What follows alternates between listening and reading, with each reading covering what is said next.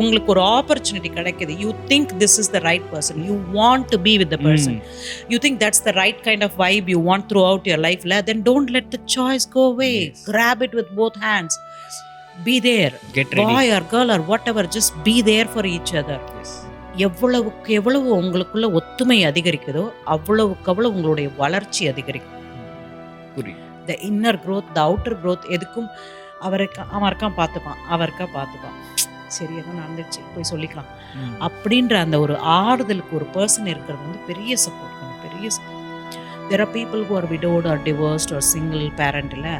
அவங்களுக்குலாம் தனிமைன்னு ஒரு விஷயம் இருக்கும். The loneliness, தனிமை வந்து மிக கொடுமையான ஒரு விஷயம். எப்படின்னா எல்லாரும் இருப்பாங்க, ஆனால் யாருமே இல்லை.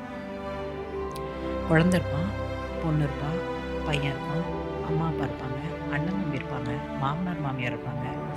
ஆனால் நீங்கள் யார் வேணும்னு உங்கள் மனசில் ஏங்குறீங்களோ அவங்க இல்லாதப்ப அந்த தனிமை மிக கொடுமையான